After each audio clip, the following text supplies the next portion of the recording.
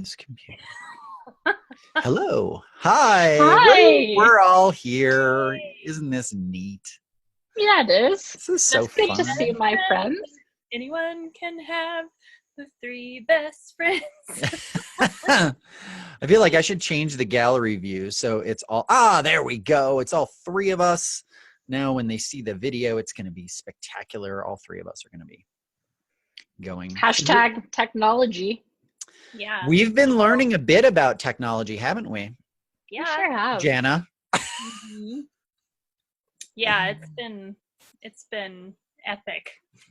It's been something, that's for Yeah. sure. I mean, I am learning a lot though. I Yeah. think. As am I. Mhm. I'm just going to lead with this. I don't know where this conversation's going to go, but I figured this be fun. So my name's Ken. That's Maj-Lis. Jana's here. We're doing the YogaPod podcast. I think this is episode 70, maybe. Yeah. Mhm. Episode 70. 69.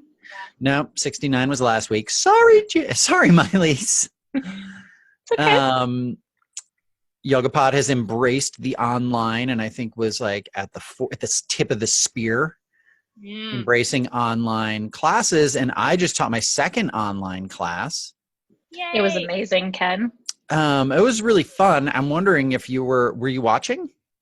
I caught some of it, yeah. Neat. Did you look at any of the comments?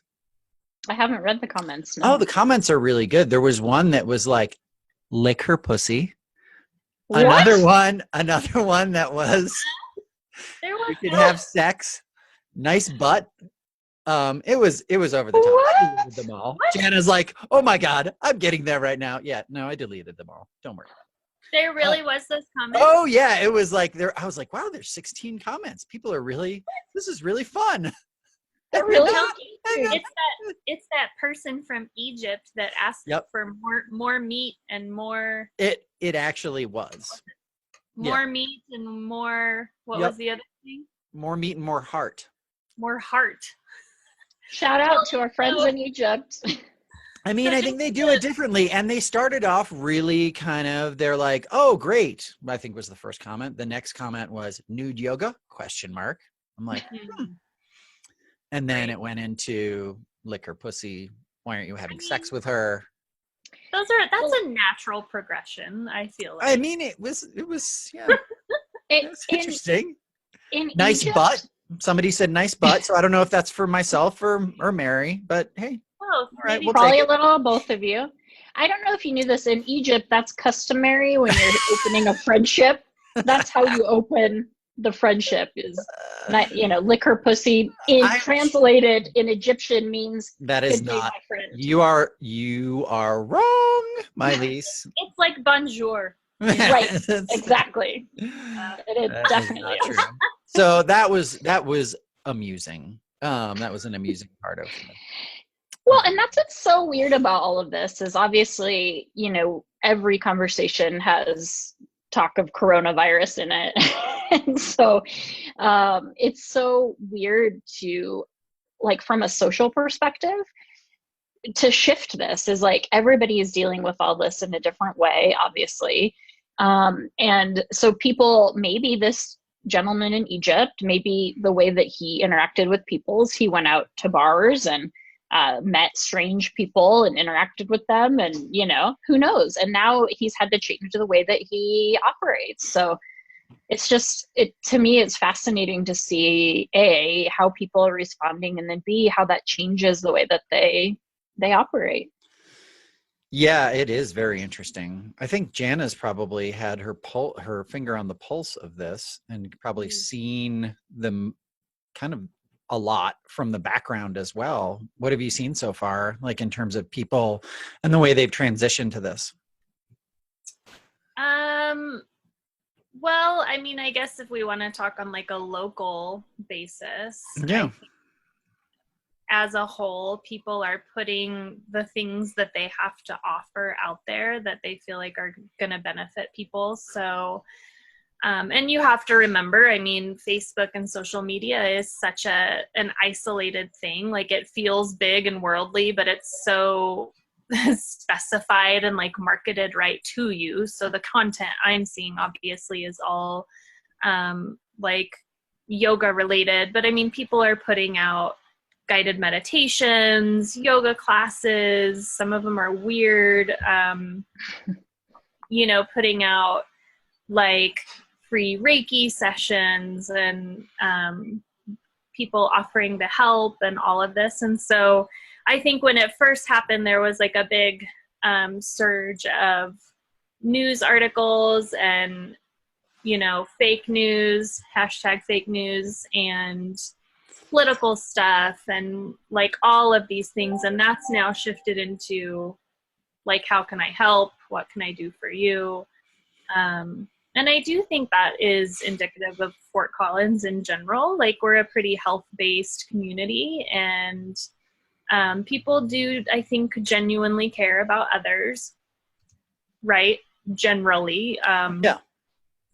And so that's a lot of what I'm seeing. I'm seeing a lot of people just be real and honest about how they're dealing with things, and that's refreshing as well, because we were in this age of authenticity on social media, which was driving me fucking nuts, because I'm like, if I have to hear about your heroin story one more time, or your, you know, kidnapping or whatever it may be, like, that's a story. But people, I feel like now are really just authentically like connecting at this moment in time via social media, because that's what we have. Like, we have virtual happy hours, we have a post where it's like, I'm struggling, how are you feeling? And it's become, I think, more conversational, less like, hey, look at me, this is what I'm doing, this is why I'm special, informational but not political. So I don't know, it'll keep shifting, I'm sure, as we navigate through all of this. But, you know, people are supportive. I mean, I think on the YogaPod end, like, we've all seen the response from online classes. Like, there was a woman who sent a Facebook message and she said, I'm on the front lines of the COVID response here in Fort Collins, and I've been on the verge of multiple anxiety attacks, like, all last week, and your yoga classes have literally saved my life. There we go. And, you know, lots of that. Lots of like, hey, I had frozen my membership, I want to lift it, I want to keep supporting you guys. People that have never been into the studio taking our classes being like, oh, I've missed Brad and Gretchen's classes. Mm-hmm. You know, so a really, like, on our end, honestly, 99.9% positivity and support. Definitely. Yeah, very few negative comments or messages or whatever. Well, it's because you're doing the right thing, or I should say, we are doing the right thing for the right reason.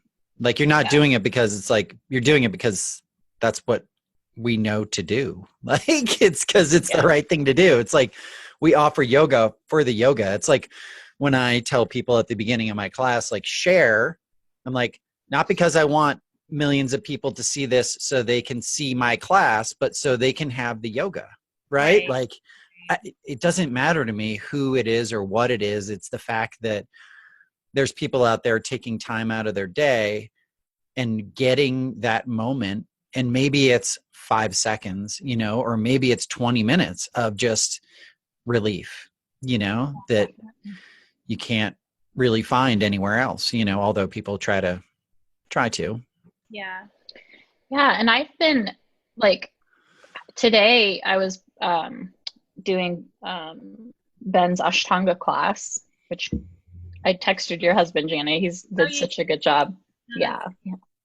And like, I got really emotional at the end of it. And usually, you know, I'm just really relaxed and in my Shavasana, but I thought about just the outpouring of love from everybody that is already part of our community. And the fact that we have this platform to be able to help people through this was really something magical. Obviously, it's nothing compared to, you know, what the medical people are going through and the people in food industries and all that. But, you know, like this, your mental health and physical health, I mean, there's just, this should be reflection that there's nothing more important than that at the end of the day, you know. And for us to have this opportunity, it like made my heart swell up. And for me, my own practice, it's been so interesting because like I'm such a social practitioner. I love being next to people. I love feeling the energy of everybody because I just love everybody and it gets me so excited. So to be by myself on my mat has been a whole new journey. And I've done the Ashtanga primary series every day. And when I say I've done it, I mean, it doesn't, it's roll around a little bit. I'm rolling around. Yeah. Like I'm not doing it. And my grabbing a sip of coffee, telling the kids that they need to petting the cat. It's definitely not this mystical experience that you might think that it is. I'm doing the best I can. Yeah, it can be. And so, you know, to that, like, I wanted to read this, that, you know, our, Scott and Ida Joe, who we do mentoring with, sent out an email, and it really made me think, where they said, you know, in good times, it's easy to be happy. In difficult times, it's easy to be despondent and sad. Yoga teaches us to see these emotional extremes for what they are. With that clarity, we can monitor our reactions to the world and the events around us. We can change our reactions and our emotional state when they're no longer helpful.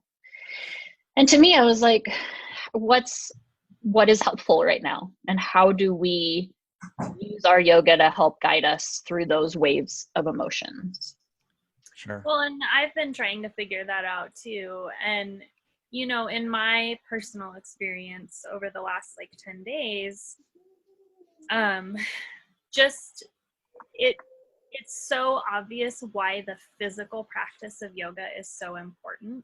Like, I know that modern postural yoga has only been around for like 100 years or whatever, but you have to also factor in how different life is now than it was 150 years ago or 5,000 years ago when it was just meditation, right?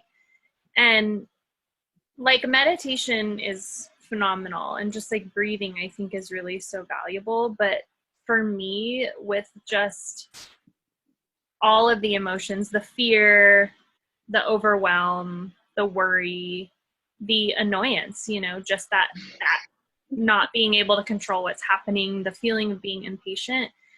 When I move my body, it's profound. Like, just the physical movement is so profound. And I think about all of us as yoga teachers, like, we could have a home practice, no problem. We know what we're doing. We have these set sequences, hot Ashtanga, that we could totally bust out without any help or assistance. But there's so many people out there that to step on their mats at home is such a foreign concept.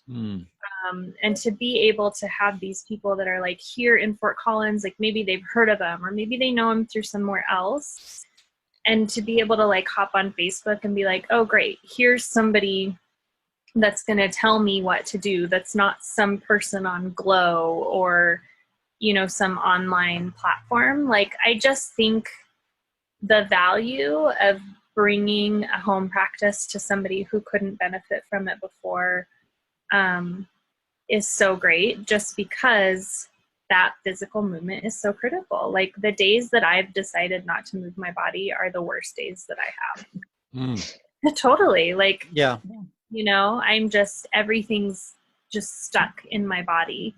And then the days that I practice, like, I'm like you, Maj-Lis, I've had moments of like crying after practice, or like yesterday I took Gretchen's Hot, which I told I told all of you guys it was the hardest hot class I've ever taken. It didn't look like you were having fun. It was so hard. It did not look like you were having fun. It looked really hard. Well, and the hardest part was like no heat, so like you don't have the flexibility that you would normally have. And then just trying to do it well so people at home have a good reference. Yeah. And then I didn't have a drishti. I didn't have like a point of focus in the mirror, you know, that I could look at. So anyway, hardest class I took. And I felt really good afterwards. And then I got home and like for like 25 minutes, I like yelled at Ben, not at him, but yelled to Ben. for like 25 minutes of just like, ah! And then I had to apologize. So I was like, I'm sorry. I just had to unleash. But it was the yoga that like finally I got all that out of my body, and then I was like, I sound like an idiot. Like I sound like somebody who's just making excuses for everything, and you need to get your shit together. So I think the value of bringing live classes to everybody is huge. Like huge. Yep. I think live anything right now is we're such social creatures, and I just see so many people doing cool stuff. One of my friends owns a motorcycle rally, and he's gotten like all these different musicians together, and every night this week, starting tonight, he's got live music from a bunch of different people that he knows. And I'm like, that's great. And he's like, I don't know how we're going to figure it out technologically. I'm like, it'll be fine. Like everybody will tune in and it'll be fine, but to have those moments, my other friend Laura is doing a live journaling workshop online, which I think we should definitely post up. She's like my oldest and dearest friend. We should have her on the podcast sometime. It'd be really fun. I went to prom with her. Aww. No shit. Yeah. She was in my wedding. I love journaling. I hate journaling. Do you? I don't fucking hate it. Really? If somebody was like, I'll give you $1,000 a day to journal, I don't know. I guess $1,000 I'd think about it, but I'd be real mad about it. Really? You would just journal about so what fun. I just found your kryptonite. Yeah. If I was forced to journal every day, woohoo. I'm sorry, I shouldn't say that because some people love journaling, and I don't want to. I don't care if other people journal. I'm pro journal. Just want to make that clear. But personally, it's not for me. The thing that's what is the name of those little Japanese doll things that we got? The Karuna. What is it? The Kakuka doll. I don't know. It starts with a K. Is it a Karuna doll? A Daruma doll. Daruma doll, yes. Daruma doll. Daruma doll. So I finally filled in its other eye yesterday. You did? Yeah, and I feel good about it. It was writing every day for 30 days, and I was like, oh, I've definitely done that by now. Aw, that's great, been Ken. Like this entire year. So I'm like, you know what? I'm good. And it's been... But it's interesting. I feel like there's something, and for me right now, it's really about setting an intention for the day more than anything. So you're one of those people that's like doing the good work, and I'm over here like, if I get up and like get out of my sweatpants, I feel like I'm being successful. Well, I feel like it's really an opportunity to either get better or. Like, I feel like we're either growing or we're not. Yeah. Well, I am not growing right now. And I feel like, this is such an opportunity, like you are not growing. No, I am not. I am the opposite of growing. You're like imploding. You're shrinking. I was going to say something about Jana, you look like, I think it started with your head. I think your head is starting to get smaller. I should show you a picture that I drew the other day if you want to see something really funny, because it's a tiny little man's head. Ken has a whole notebook of pictures of just Jana. That I've been drawing. I've been waiting. I've been saving them for you, Jana. Do I ever get to see this notebook? And in each drawing, I'm smaller.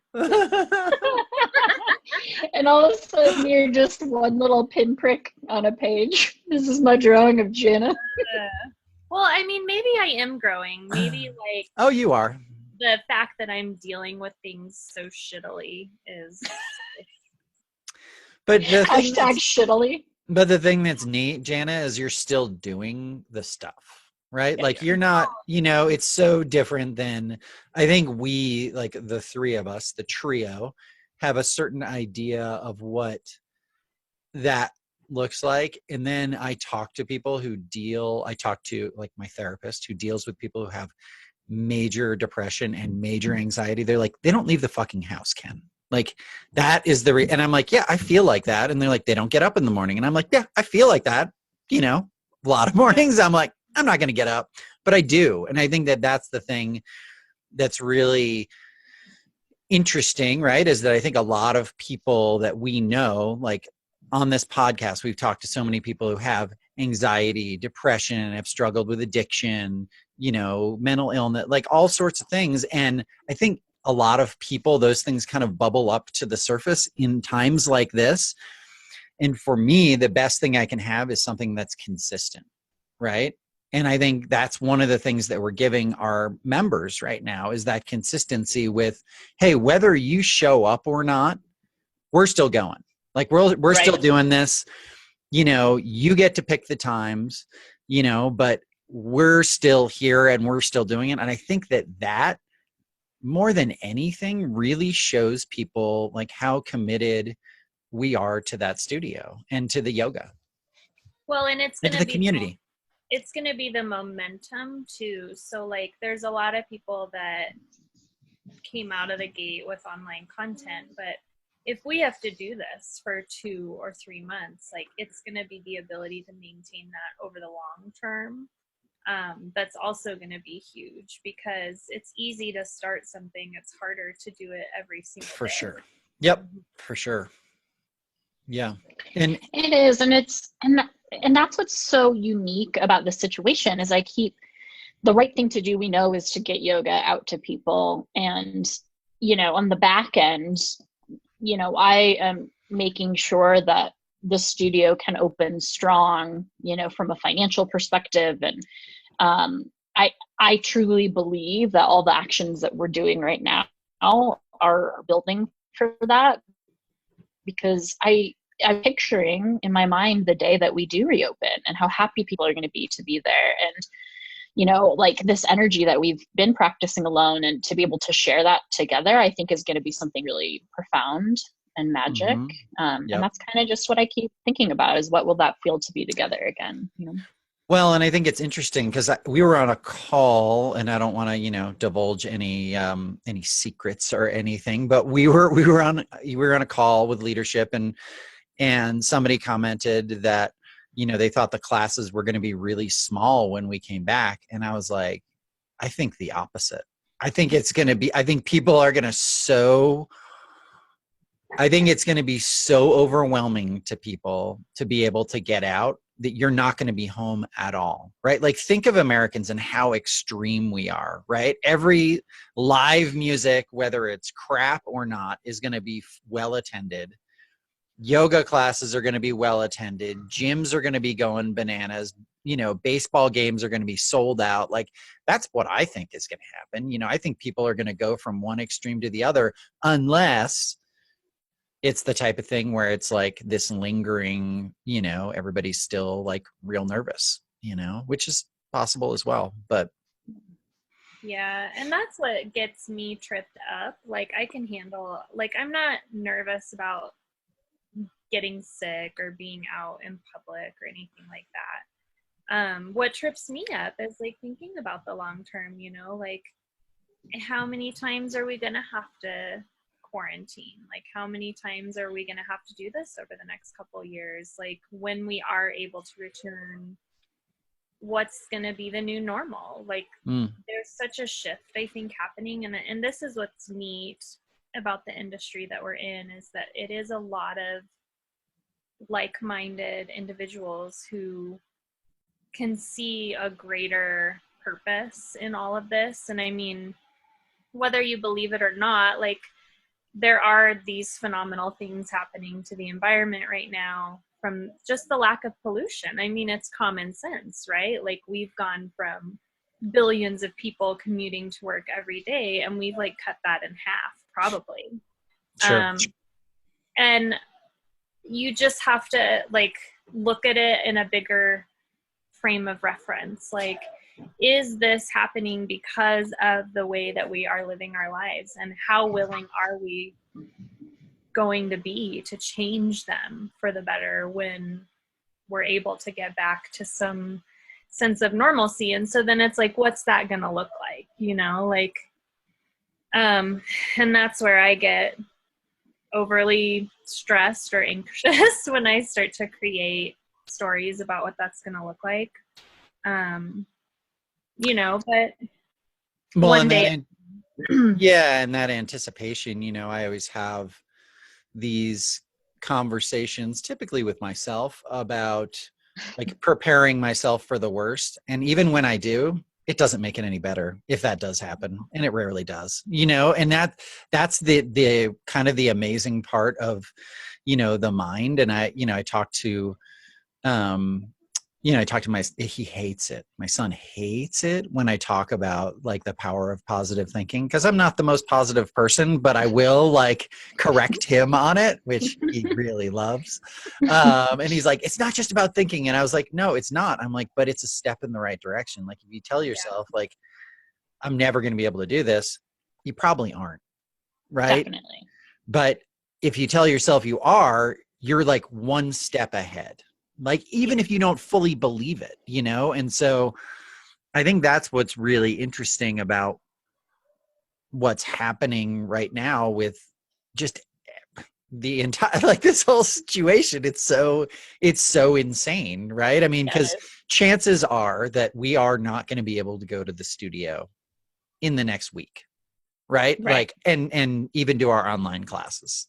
Chances are we're probably going to end up figuring out ways to doing it from home, at which time we will be taking requests. I'm just letting everybody know out there, if there are people like we had on our class this morning and they're interested in certain things, like, hey, it might happen. You never know.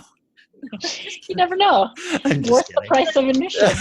It's the privacy of your own home. Why? No, but I think there's going to be a lot more is going to be revealed. And I feel like, a lot of this is just circumstances, like things aligning, like nobody's fault, like I hate like listening to people blame people here and there, this and that, and what it's like, it is what it is, people. Like do the best with what you got, like, I don't know. And that's what's so, again, this all turns back to our yoga, is how can we be observers of these experiences? And for me, I think the most eye-opening thing right now that I've experienced is I'm so caught up in the monotony, and that makes it sound bad, but just like the undertow of everyday life, of like all the things I have to do. I have to wake up at this time. I have to do this. I have to do this. And there's a new way to look at our lives that, as an observer, it doesn't have to, like, we can rebuild that. And I think about, I was thinking a lot about Lance Armstrong when he got cancer. And when he got cancer, his body was like completely broken down. And at that point, he had the opportunity to rebuild however he wanted. So he could choose the nutrition and the workouts, and what did he want his body to look and perform like. And this is our opportunity for that. And there's a reason all of this happened, which, everybody always says that, but there is a reason. And I feel compelled at this point is, how do I wrap my head around rebuilding in a positive way? But it's almost the same thing as now all that monotony or to-do lists have just been transferred to an online format, is the 7,000 extra emails I have and all the extra digital meetings. So how am I balancing that and being like, hey, I'm at home. My meditation cushion is upstairs. All I have to do is wander upstairs and carve out 10 minutes. Everything will be fine. And so those are the lessons I'm trying to take away. And, I'm trying to remember to laugh. I think that's the other thing, is being around other people. I like, anybody that knows me or hangs out with me, I can't, every opportunity I can to make a joke. I realize that like making people smile and laugh brings me so much joy, and my family can only handle so much of my much of my humor. And so like those are the things I need to narrow in on, is like, how do I spend more time making people happy? How do I interact with people in a way that brings me joy? So yeah, it's a weird time for all. It is. We had, so we did our virtual happy hour yesterday, which you both were on. And then when you guys got off, a couple other people joined. I ended up being on that call till 6:35 p.m. No, you weren't. That's so funny. I was like, oh, it's done. All right.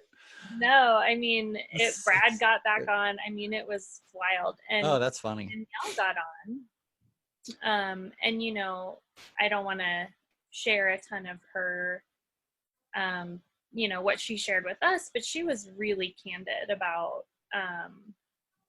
you know, a breakdown that she had had over the weekend, and oh, interesting.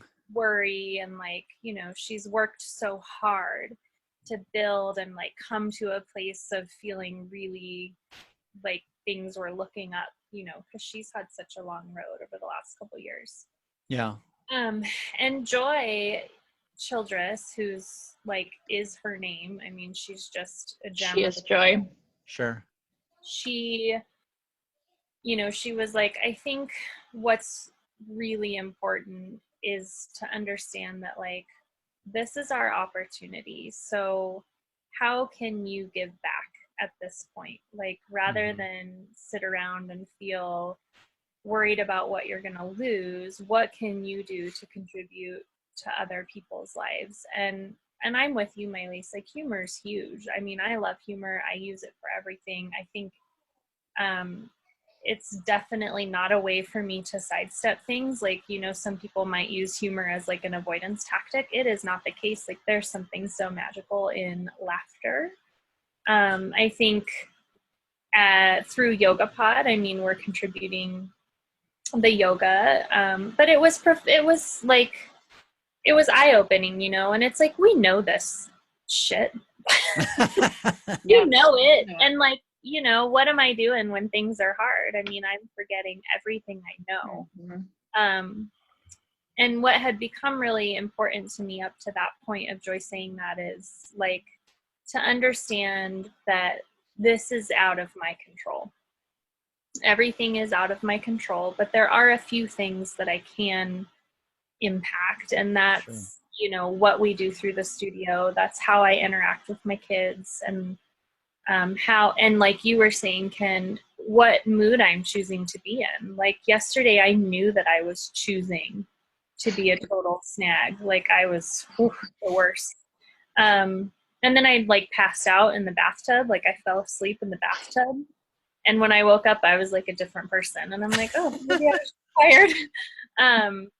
But, you know, choosing the positive mindset, choosing to observe rather than to be like, this is happening to me, understanding what I can impact and how I can contribute, I think are just all ways to like you said, Ken, use this time to grow rather than suffer. And I have to remember not to be fearful.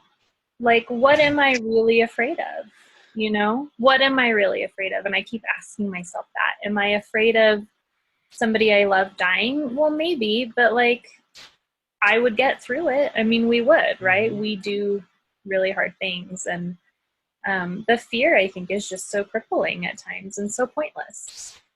It can be, for sure. Yeah. I think that, you know, that fear is like, at least for me, comes out externally as like, or I should say internally as like anxiety, which then externally turns into Ken, like the like controlling asshole. Yes. Like, you know, like I know that guy. I'm just kidding. You know, like, you know, and it's like, you know, and I just like, I taught to my kids on whatever day it was. I was like, on Saturday, I was like, oh, this is going to be great. I'm gonna do a hot class. I'm like, you guys should come and be my, and then I got there and I was like, what am I doing? Oh my God. You know, and it was like, and then afterwards they did great, you know, and it was so fun to like watch them go through it all and whatever. And I was like, sorry, I was such an a-hole beforehand, because it's pretty unnecessary and not like a great way to start a yoga class as your dad being an a-hole, you know? But we should offer that class on the schedule. Your dad becomes an a-hole to you right before class. Yeah, a transformational experience. Yeah, see if you can detach from that. Well, what's, you know, one of the things that I have that I think that's been super helpful for me, and I think it'd be really good for the three of us to go through something that's been helpful, like through this process, And for me, I know I have a routine, right? I have a list that, is like 7 days a week, and I like kind of block out time for things. And I have things that I do every day, right? And I do 5 sun A's and 5 sun B's every morning. I meditate for at least 7 minutes, and I do 5 minutes of positive affirmation. All of those things are ridiculous in and of themselves, and you put them together and it's like I've turned into this new age fruitcake. That's okay. I'm fine with that. I've got a man bun, whatever. Yeah, like tell us about your affirmations. Exactly. What are you saying? So the thing that's interesting, and it takes 23 minutes approximately to do all that, right? Everybody has 23 minutes. It's really specific. Why? Because 7 and 5 is 12, and then it takes about 11 minutes to do 5 sun A's and 5 sun B's. Are you wearing your tinfoil hat while you're doing this? No, I'm not. Okay. I'm just giving you a hard time. I wish I had a tinfoil hat, though. Maybe I'll have one for the next podcast. Yeah, I could make one. This is what I don't get about the tinfoil hat. So my lease accused me of tinfoil hat one time because I didn't want to put the location services on my cell phone. Mm-hmm. And I was like, I don't want to be located. And she's like, you're full of tinfoil hat. Tinfoil is a conductor. So it's not keeping anything out. It's the brain waves, bro. They're keeping in. Hey, not to alien technology, Jana. Okay. No, but 23 minutes. Okay. Yeah, but I think having that routine, like having some routine in like the chaos of like a new routine of the world right now, right? Like kids are at home for homeschool, and like my wife's not going to school every day, and the dog really likes having everyone around, and it's sunny outside, and like all the things. And I pretty much, other than like YogaPod stuff, like I don't have a whole lot of work going on right now. Everything's just kind of been put on pause. And so it's interesting because I can get really it can be really difficult. And so those, like starting my day off that way, I think helps propel me in a more positive way. Mm-hmm. So yeah, I think that's helpful, I would agree with the schedule. That's been critical for me. We made one this morning for like just school and the day. Yeah. And I think what's neat is like, and like you were saying, Maj-Lis, it's an opportunity to like reframe how we approach things and what we want our days to look like. And I think part of that reframing is gratitude for a lot of things. And so that's been really important for me. And I factored that in when we were making a schedule, because it's like, we decided that we would do 3-day weekends, like, and the gratitude to be able to do that. And like, Ben still has a job and he's still getting paid, but like, he's home right now, and he's home more and more available. And, being like, okay, cool. Like if we, like you were saying, Maj-Lis, like we're going to learn about the Civil War. Well, this is how I want to do it. So we're going to watch Glory Hole. Just kidding. It's just Glory. That's a different kind of movie. That's a way different movie. Way different. Probably not something you want to watch with your kid. Yeah. But yeah, having gratitude to make the decisions of like, cool, well, we're going to do 3 recesses. And even Hayden today was like, can I have snack whenever I want? And I was like, yeah. And he's like, because my teacher only lets us have 2 snacks a day. So I can have a snack whenever I want. And I'm like, yeah, sure. Have your snack, dude. He was like all stoked about it. And so I'm grateful for a lot of things. Like I'm grateful, Ben and I were talking about if this had been 10 years ago, like financially, we would have been so concerned. We would have both been out of jobs because we were both still in the restaurant business. We were already poor, and we would have been home, with a baby and maybe not able to pay rent or bills or anything. So gratitude's big for me. Schedule is definitely been helpful. Like it's helpful for me, but it's really been helpful for the kids. Like because they have been fighting me on everything. thing. And this today, they're like, what's next on the schedule? Yep. And just, I think, deciding how I want to do this, like deciding what I want this to look like. And I don't want it to be miserable. Like, I don't want to look back and be like, wow, it was really nice to have, a month at home with the kids. Too bad I was a total bitch the whole time. Like, I don't, so, yeah, gratitude, schedule, and deciding what kind of mood I'm going to be in. Power of positive thinking, as asshole dad Ken would say. I'm gonna get a t-shirt that says that. Asshole. Yeah. I agree.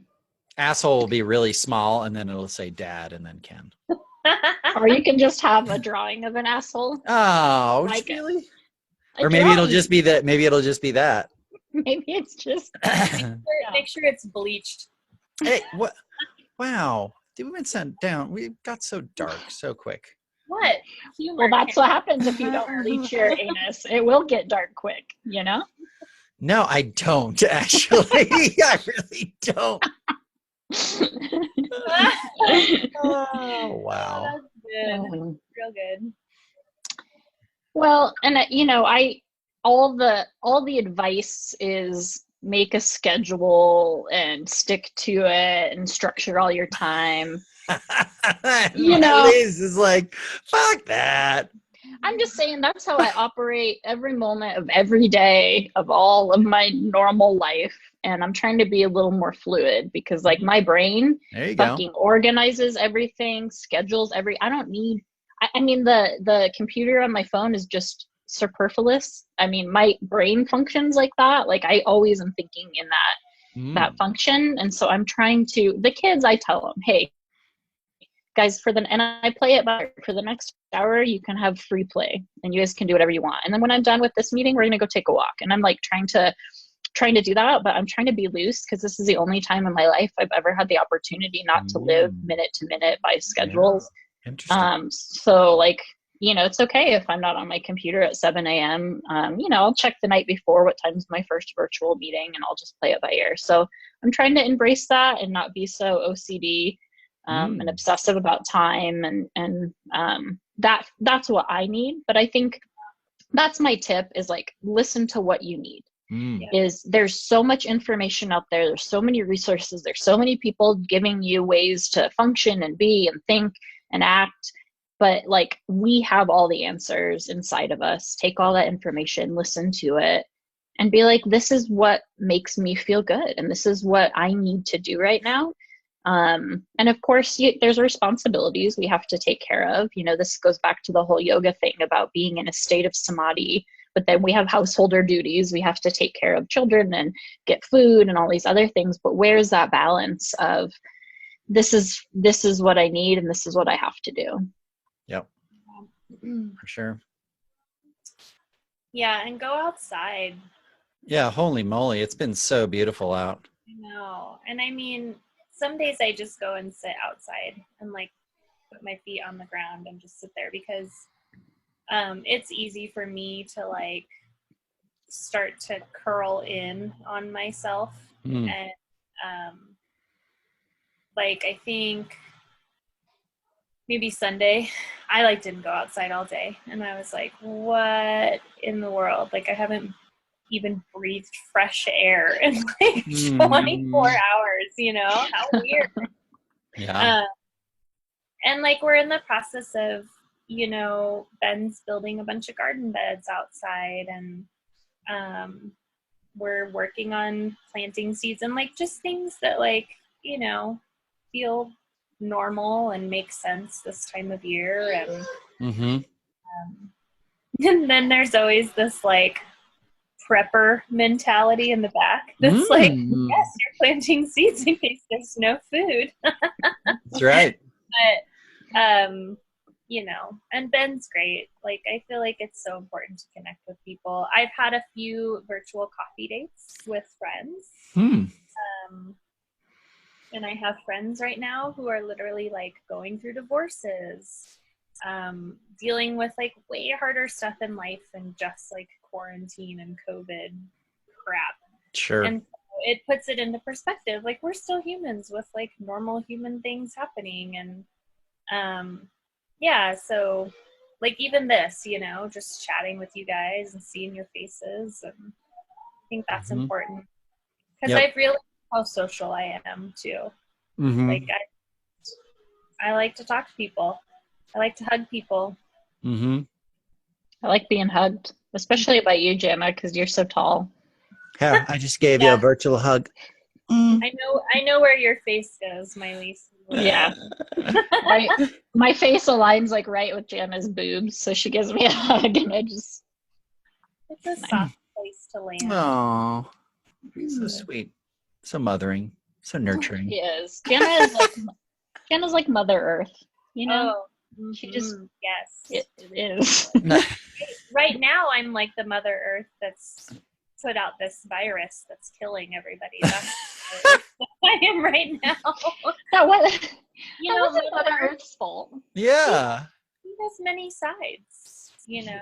She has many sides. I mean, there's this whole concept of like the level that we're operating at as humans, like it's not sustainable, right? Like the level of pollution, the level of harm to the climate is not sustainable. So when you think about all of those really insane natural disasters or this kind of thing, I mean, there is the theory that Mother Earth is shaking off the trauma just like an animal would, because she can't sustain it.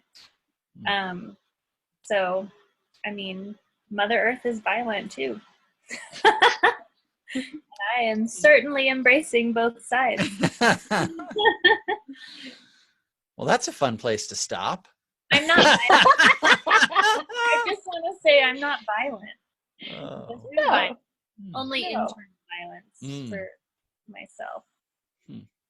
Interesting. No, I'm better today. That's ahimsa, you know. I'm better today. I mean, it's just, you know, I don't like to be told what to do. I don't want to be told to stay home. Yeah. Well, it's kind of a choice, but not really. Yeah. And I'm choosing. I mean, yeah. do what's right for the people. Exactly. Cool. Well, next week, I think we're going to have Kat on. We have a conversation that we recorded with her. Everybody that, if you like this, rate, review us, share it, all that stuff. Maj-Lis, any parting words? Listen, I'm so thankful to have all of you in my life. I'm so thankful that we have YogaPod to help people's lives in any way that we can. And it just really, I'm just like Jana was saying, I have so much gratitude and so much thanks. I know that we can all get through this together, and I just love all of you, genuinely and truthfully. I really do.